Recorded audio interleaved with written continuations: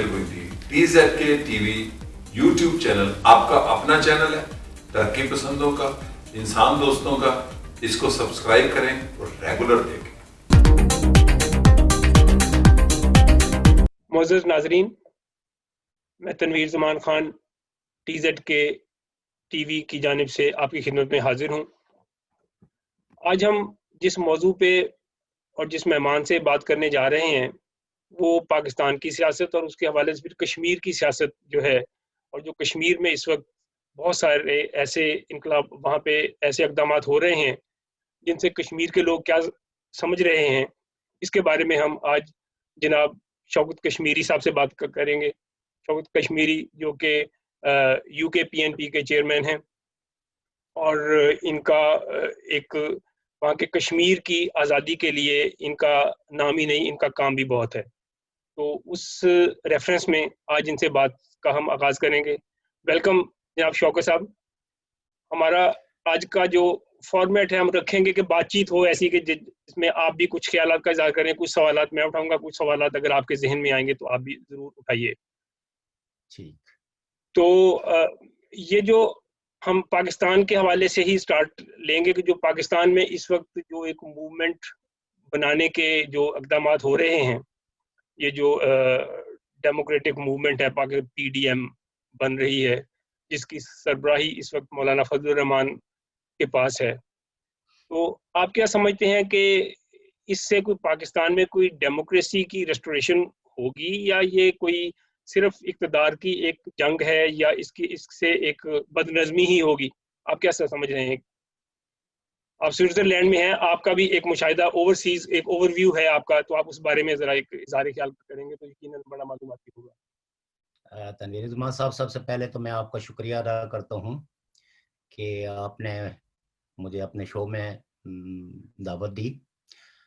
जहाँ तक आपके सवाल का ताल्लुक है, बुनियादी तौर पर अगर आप देखें तो 2018 से ही पाकिस्तान की मैशियत दिन ब दिन ज़वाल की तरफ गई है। महंगाई बढ़ी है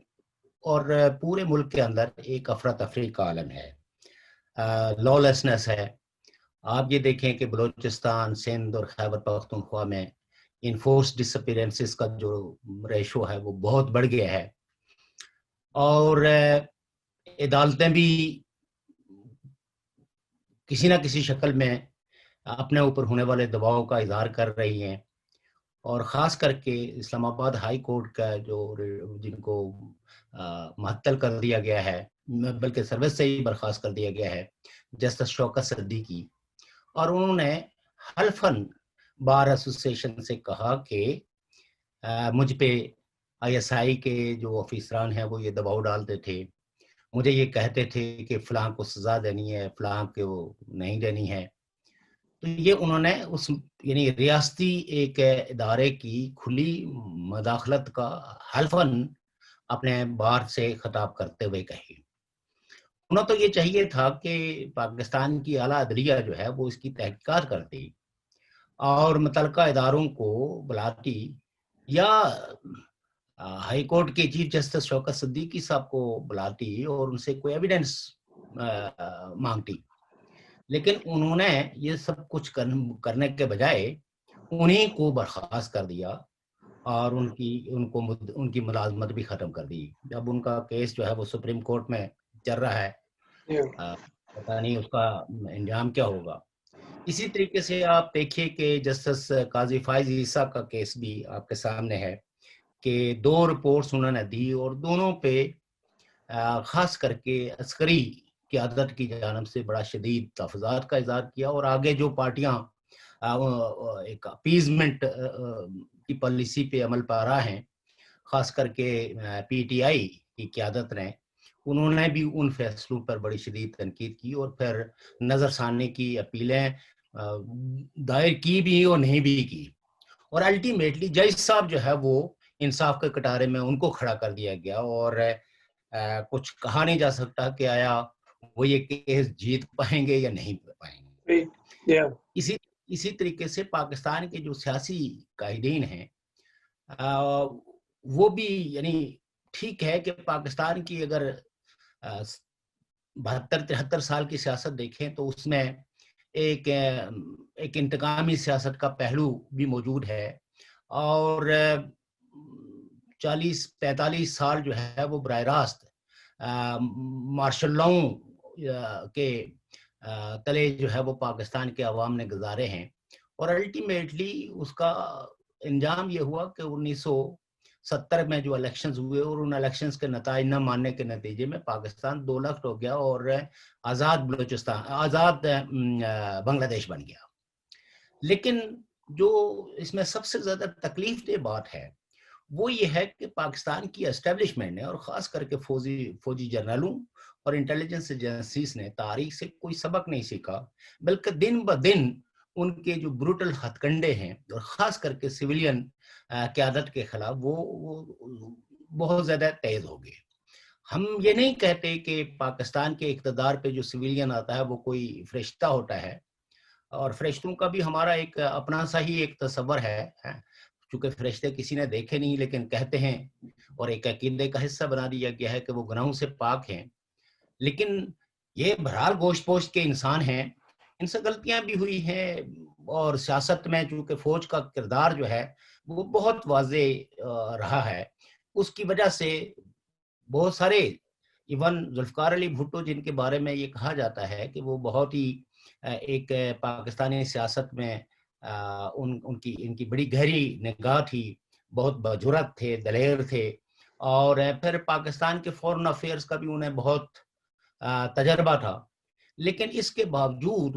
آپ یہ دیکھیں کہ جب حمید الرحمان کمیشن رپورٹ بنی تو آرمی کے دباؤ کے تحت وہ رپورٹ شائع نہیں کر سکے۔ پھر آپ یہ دیکھیے کہ آرمی کے دباؤ کے نتیجے میں انہیں بلوچستان کی ایک عوامی حکومت، ایک منتخب حکومت کو ختم کرنا پڑا، اور یہ انہوں نے بعد ازاں اپنی غلطیوں کے اعتراف میں یہ چیز دکھی بھی، اور پھر یہاں تک لکھا، اگر آپ نے وہ کتاب پڑھی ہو If I am assassinated، جس میں انہوں نے یہ کہا کہ فوجیوں کا اس قدر دباؤ تھا کہ آپ پارٹی سے جو سوشلسٹ عناصر ہیں ان کو نکالیے، اور آخر میں انہوں نے جب شیخ رشید جو لاہور کے تھے تو ان کو، جن کو بابا سوشلزم بھی کہا جاتا تھا، تو ان کو نکالنے کی بات کی، تو اس وقت بھٹو صاحب نے آرگو کیا، بھٹو صاحب خود لکھتے ہیں کہ میں نے آرگو کیا کہ ایک بہت بڑی دنیا جو ہے وہ اس وقت ہے ایک کمیونسٹ بلاک کی شکل میں ہے، تو ہمارے پاس ایک چہرہ تو ایسا رہنا چاہیے کہ کبھی اگر ہمیں ان سے اچھے تعلقات بنانے ہوں تو اس چہرے کا استعمال کر سکتے ہیں۔ تو آپ یوں کہیے کہ بھٹو صاحب جیسے لوگوں کو بھی فوجی جنرلوں کے سامنے منت سماجت کر کے اپنی ہی پارٹی کے کارکنوں کو تحفظ دینا پڑا، اور بے شمار لوگ جو ہے وہ ان کے دباؤ کے نتیجے میں انتقام کا نشانہ بنے۔ تو یہ ایک پاکستان کی بڑی تکلیف دہ تلخ تاریخ ہے۔ آج جب 2018 کے الیکشنز ہوئے، اس الیکشن سے پہلے آپ یہ دیکھیں کہ ایک، بلکہ اس سے پہلے جو پیپلز پارٹی کی حکومت بنی 2008 میں، تو اس حکومت کو بھی طرح طرح کے جو دباؤ، اور روزانہ ٹی وی پہ بیٹھ کے جو پاکستانی اسٹیبلشمنٹ کے سو کال سپوکس پرسن تھے وہ آئے روز پیشن گوئیاں کرتے تھے، آج گئی حکومت کے کل گئی، اور ظاہر ہے کہ اس پروپیگنڈے کا اثر حکومتوں کی سٹیبلٹی پہ اور ان کی معاشی پالیسیوں پہ، ان کی داخلہ پالیسیوں پہ اس کے برے اثرات مرتب ہوتے ہیں۔ خیر وہاں چونکہ اس وقت اپوزیشن نے اسٹیبلشمنٹ کو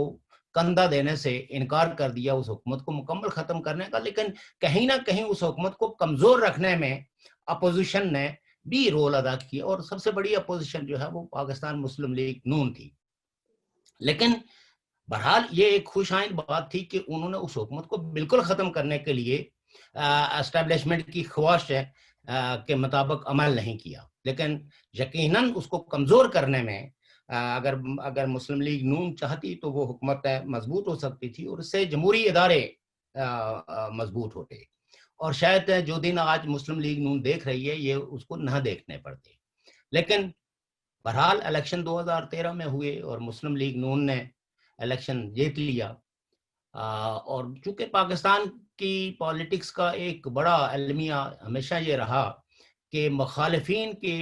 के साथ आर्गुमेंट करने के बजाय, दलील का जवाब दलील से देने के बजाय हमेशा प्रोपेगेंडे से दिया गया। उनकी शख्सियतों को मसक, उनके नजरियात को मसक करके यानी प्रोपोगेट किया गया है और पोलिटिसाइज किया गया है ऐसे इश्यूज को जो पोलिटिसाइज नहीं होने चाहिए थे, बल्कि उस पर संजीदा डायलॉग होने चाहिए थे। नतीजा ये है कि वो हुकूमत बनी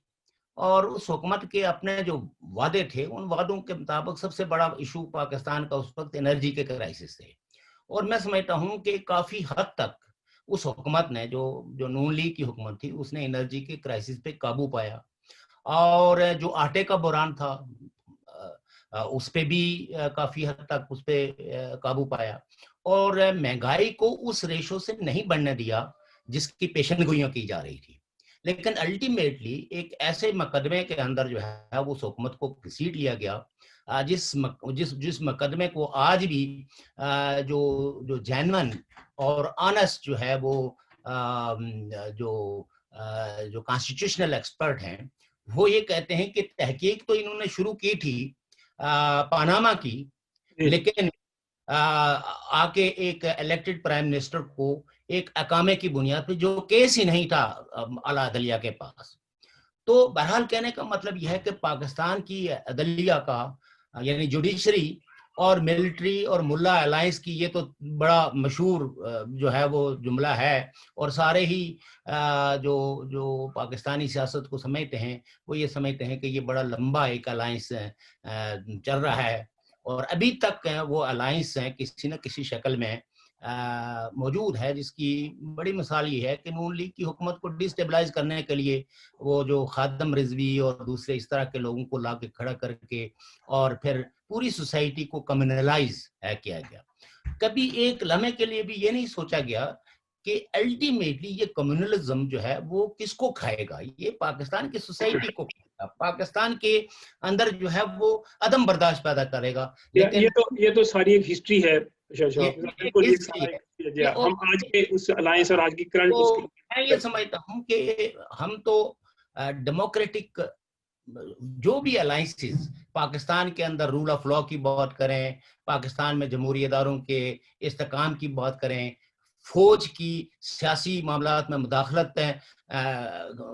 के खिलाफ बात करें, तो हम तो उन अलायंसेस को कदर की निगाह से देखते हैं। उनकी कामयाबी और नाकामी के बारे में कोई ज्यादा तो नहीं कहा जा सकता, लेकिन पहली दफा मैं ये समझता हूँ कि इस अलायंस की एक खास बात यह है कि पहली दफा पंजाब से ताल्लुक रखने वाली जो लीडरशिप है वो आई और उसने फौज की जो सियासी अमूर में और हुकूमती अमूर में मुदाखलत है उसको बड़े शद्दोमत से, और ये नवाज शरीफ की क़यादत में हुआ है। तो इस लिहाज से मैं समझता हूँ कि पहले तो सिंध या बलूचिस्तान या खैबर पख्तूनख्वा यहाँ की जो सियासी क़यादतें हैं वो तो हमेशा ये रोती रही हैं, लेकिन अब पंजाब में भी, और अब जब वो जिस वक्त कहते हैं कि गद्दारियों का, तो अब मेरे ख्याल में जो बाकी सूबों को जो एजाज हासिल था तो वो पंजाब की क़यादत को भी ये एजाज हासिल हो गया और वो भी उस सब में चले गए हैं जो जहाँ गद्दारों की फहरिस्त मरतब होती है। तो मुझे ये लगता है कि पाकिस्तान की ये फौजी जनरल जो है वो अवाम का सामना नहीं कर सकते और ये बहुत पावरफुल अलायंस है। आप देखें कि इमरान खान ने जिस वक्त लॉन्ग मार्च या वो तहरीक चलाई थी तो उसके साथ एक भी डेमोक्रेटिक पार्टी नहीं थी, वेयरएज के ये इसमें तो पाकिस्तान की सारी अपोजिशन पार्लिमानी पार्टियां, डेमोक्रेटिक पार्टियां जो है वो, आप उन डेमोक्रेटिक पार्टियों के किरदार पे लाखों सवालात उठा सकते हैं, उनके किरदार पे भी सवालात उठा सकते हैं, लेकिन उनकी बहरहाल एक डेमोक्रेटिक क्रेडेंशियल्स जो है वो मौजूद है कि वो हर इलेक्शन को पार्टिसिपेट करती हैं, हर असेंबली में किसी न किसी एतबार से उनकी नुमाइंदगी होती है। तो ये एक बहुत बड़ा अलायंस है और मैं समझता हूँ कि ये कहा जा रहा है कि इस अलायंस के अंदर जो है वो मौलाना फजलुर रहमान का जो है वो बुनियादी तौर पे किरदार उनका है कि वही एक बुनियादी तौर पे इसके अंदर एक मुनज़्ज़म फोर्स है जिनके पास ऐसी आगे फॉलोअर्स ऐसे हैं जो कि एक इसके अंदर एक जान डाल सकते हैं। तो अगर मौलाना फजलुर रहमान इसकी क़यादत भी संभालें, जैसा कि वो इसके अब चेयरमैन भी मुंतखब उनको नामजद किया गया है, और गो के उसकी ड्यूरेशन वगैरह के उसकी रोटेशन पे इख्तलाफात हैं बहुत ज़्यादा इस वक्त। उस पर ANP ने कोई तो थोड़ा सा मेरा ख्याल है आज वो अपनी रिजर्वेशन का भी इज़हार किया है कि वो हो सकता है अलायंस से निकल जाएं इस वजह से ही कि अगर रोटेशन ना की गई। جبکہ PMLN کہہ رہی ہے کہ یہ مستقل ایک عہدہ ہے. تو اگر مولانا فضل الرحمان ایک مستقل عہدے کے طور پہ اس الائنس کے سربراہ ہیں تو کل جب ان کی پارٹی ان کے جو فالوورز ہیں وہ بھی اس موومنٹ کو بناتے ہیں تو اگر یہ اپنے اس تمام ایک جو ان کا ہدف ہے اس میں کامیابی ہوتی ہے تو مولانا فضل الرحمان کا آگے ایک بڑا فعال رول ہوگا. تو آپ سمجھتے ہیں کہ مولانا فضل الرحمان اگر ایک فعال رول کے ساتھ ایک نیگوسیشن ٹیبل پہ کل اسٹیبلشمنٹ کے ساتھ آتے ہیں تو اس لین دین کے اندر جو بینیفیشری ہیں وہ ہوں گے تو اس کا فیوچر کیا ہوگا؟ ایک بات. دوسری بات یہ ہے کہ اگر موجودہ حکومت کو ابھی سے ایسی ایک تحریک چلا کے ہٹانے کی بجائے اور عمران خان کو شہید بنانے کی بجائے اگر اس کو ایکسپوز ہونے دیا جائے، ان کو ٹرم پوری کرنے دی جائے، اگر ہم سمجھتے ہیں کہ ان سے کچھ کام نہیں بن پا رہا، کوئی بہتر صورتحال پیدا نہیں ہو رہی، تو ان کو ایک ٹرم اپنی پوری کرنے دی جائے تاکہ ایک جمہوری پروسیس جو ہے اس کو جو ہے دھچکا نہ لگے. آپ کا اس بارے میں کیا خیال ہے؟ یہ دونوں چیزیں مولانا فضل الرحمان اور جمہوری پروسیس. دیکھیں پہلے تو میں مولانا فضل الرحمان کی طرف آؤں گا. جی بات یہ ہے کہ مولانا فضل الرحمان یا جمعیت العلماء اسلام ہمیشہ کسی نہ کسی الائنس میں موجود رہی ہے. مثلا پیپلز پارٹی کے ساتھ اور جمعیت العلماء اسلام کا اتحاد رہا ہے، جمعیت العلماء اسلام کا اور نون لیگ کا اتحاد رہا ہے. الیکشن اتحاد ہو یا نہ ہو لیکن حکومتیں بنانے میں بہرحال یہ دونوں پارٹیاں اقتدار میں رہی ہیں اور اس میں مولانا فضل الرحمان جو ہے وہ ان کے اس اتحاد میں شامل رہے ہیں. میرا کانسٹینٹ تھوڑا سا یہ ہے کہ اگر مسلم لیگ نون، دیکھیں بات یہ ہے کہ فالوئنگ تو مولانا فضل الرحمان کی نسبت نون لیگ کے پاس زیادہ ہے، پیپلز پارٹی کے ساتھ زیادہ ہے. مولانا فضل الرحمان کا اگر ووٹ بینک لیا جائے تو وہ آج بھی 9% سے بھی کم ہے، اور اس کی نسبت مسلم لیگ نون اور پیپلز پارٹی کا جو پیپلز پارٹی کا تو تقریباً 15 سے اوپر ہے، اور نون لیگ تو جو ہے وہ 25 سے اوپر ہے اس کا ووٹ بینک. تو مسلم لیگ نون کی اگر ساری قیادت اپنی پوری کمٹمنٹ کے ساتھ باہر ہیں تو یہ ایک بہت بڑی فورس ہے، یہ بہت بڑا الائنس ہے اس اعتبار سے. میرا کنسٹینٹ جو مولانا فضل الرحمان صاحب کے حوالے سے ہے کہ کہیں اگر انہوں نے ایک ڈیموکریٹک موومنٹ کو مذہبی رنگ دینے کی کوشش کی تو یہ بہت بڑا جو ہے وہ سیٹ بیک ہوگا اس موومنٹ کو. اور عمران خان کی دشمنی بجا لیکن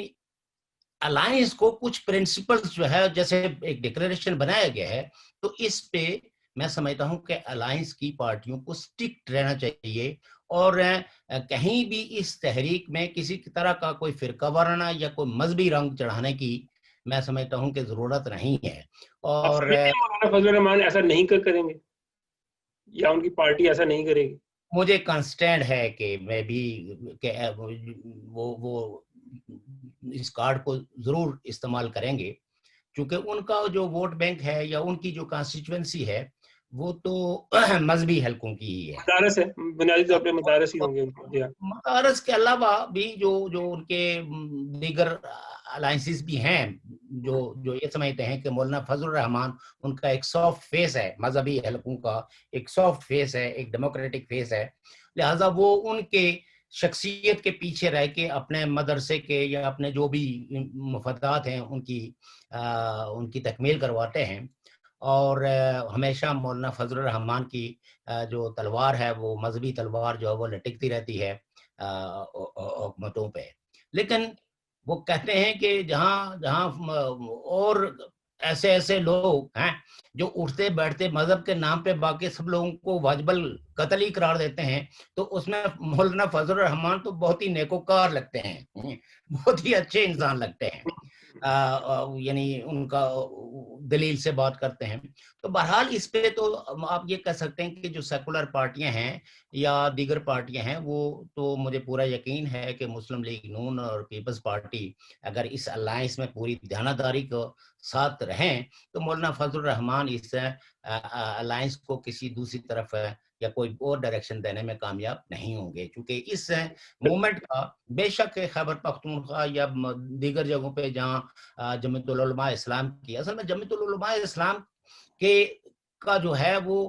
ان میں تنظیم سازی جو ہے آپ یہ کہہ سکتے ہیں کہ تنظیم ہے، نظم ہے، ڈسپلن ہے، اور پھر اپنی لیڈرشپ کے ساتھ لوگوں کی جو کمٹمنٹ ہے وہ زیادہ ہے بنسبت ان پولیٹیکل پارٹیز کی، کیونکہ یہاں بہت سارے ویسٹڈ انٹرسٹ کے جو گروپ لوگ شامل ہیں۔ مولانا کے انتخاب پسندوں کے ساتھ بھی ریلیشن رہے ہیں، اور ہمیشہ ان کے مذاکرات میں ان کو بیچ میں ڈالا جاتا تھا جب بھی ان کے ساتھ مذاکرات ہوتے، تو ان کا ایک ادھر ایک پورے انتخاب پسند جو حلقے تھے جو افغانستان میں بھی ہیں، تو مولانا فضل الرحمان کو کبھی بھی اس طرح کے مذاکرات میں نہیں ڈالا گیا، وہ ہمیشہ سمیع الحق جو انہی کا ایک فیکشن تھا کر کے ضیاء الحق کے دور میں، جی مطلب پارٹی انہی کی ہوتی تھی۔ جی جمعیت العلماء اسلام کو ضیاء الحق نے جس وقت مولانا فضل الرحمان جو ہے MRD میں شامل ہو گئے، تو یہ جب ان پہ بہت دباؤ ڈالا گیا تو عبداللہ درخواستی اور سمیع الحق کو آپ یہ سمجھے کہ ان کی قیادت میں، چونکہ یہ دونوں زیادہ ہے، مولانا فضل الرحمان اس وقت ہی واز کوائٹ ینگ، اور ان کو الگ کر دیا گیا، اور یہ ایک طرح کے ان کی کانسٹیٹوئنسی، لیکن بہرحال میں یہ سمجھتا ہوں کہ مولانا فضل الرحمان نے اس وقت MRD کے ساتھ بڑی ثابت قدمی کے ساتھ جھیلیں بھی کاٹی، اور ضیاء الحق کے خلاف جو ہے وہ کھڑے رہے، اور اسٹیبلشمنٹ نے کبھی بھی مولانا فضل الرحمان کے گڈ آفیسز کو، یہ بلکہ آپ یہ کہہ سکتے ہیں کہ ایک دور ایسا آیا کہ جہاں انہوں نے طالبان کو اپنی گود لینے کی کوشش کی، لیکن وہ طالبان ان کی گود میں آئے نہیں۔ یہ زیادہ تر ہمارے بہت سارے جو دوست احباب یا دانشور جو ہے وہ ان چیزوں کو وہ کرتے ہیں۔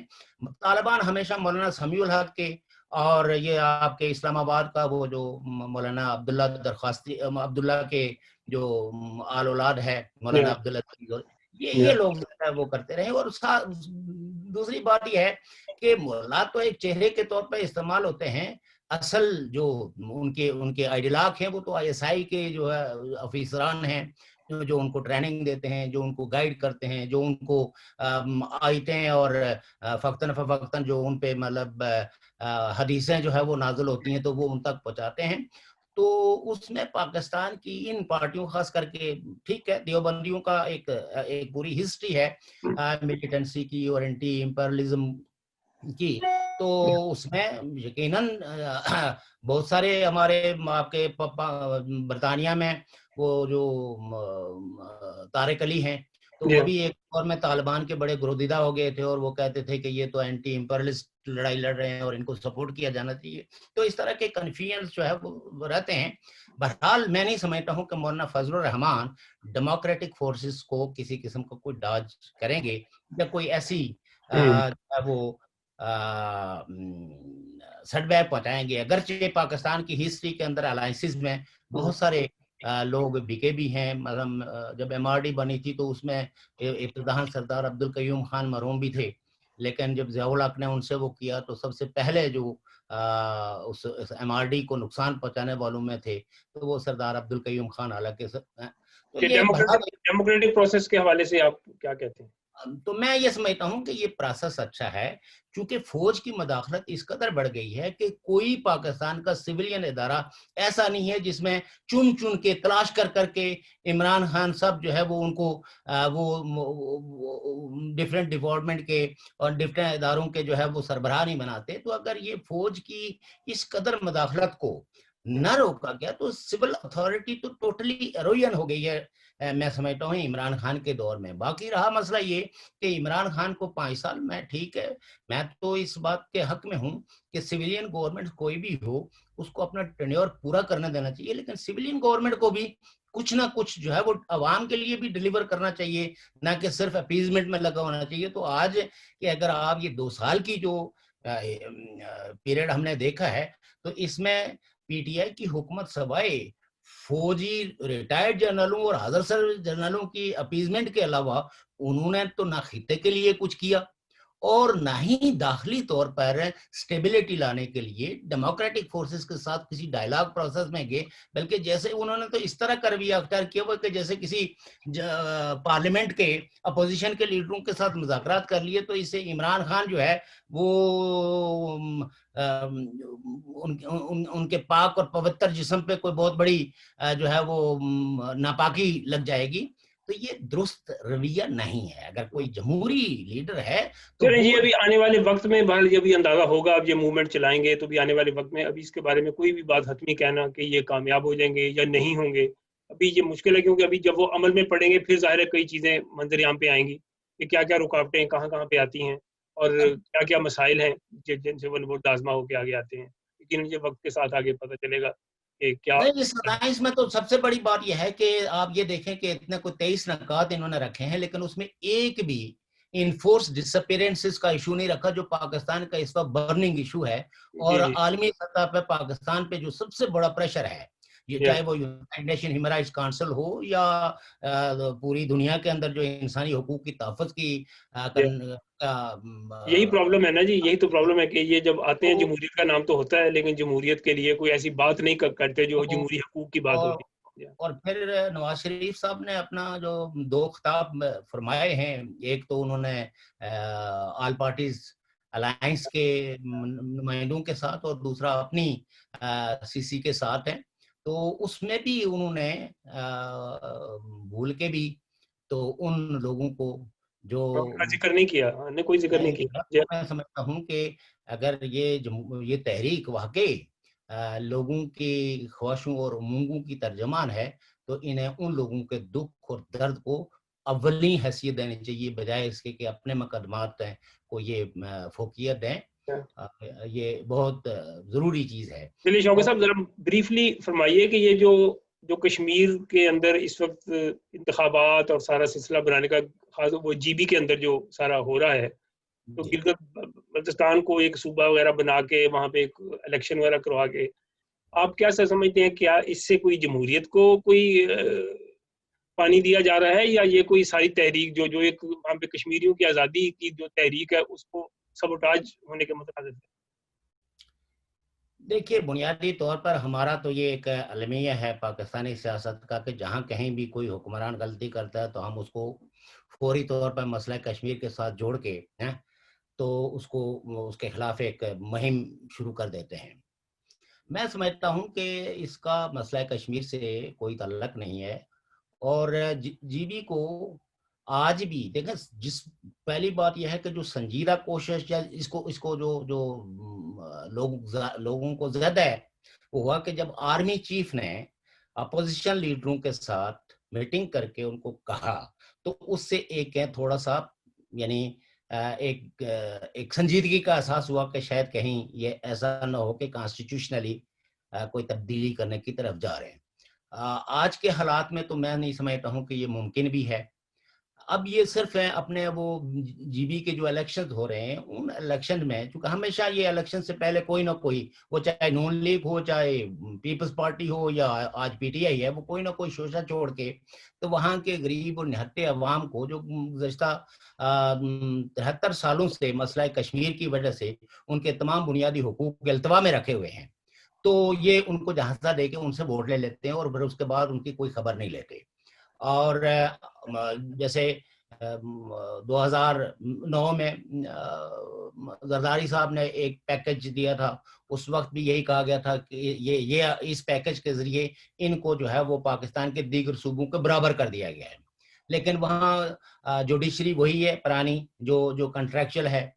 تو میں نہیں سمجھتا ہوں، یہ تو بات یہ ہے کہ جب آپ نے صوبہ آپ تو مطلب یہ ہے کہ جانتے ہیں کہ صوبہ بننے کے لیے سب سے پہلے وہاں اس جگہ سے جس کو صوبہ بننا ہے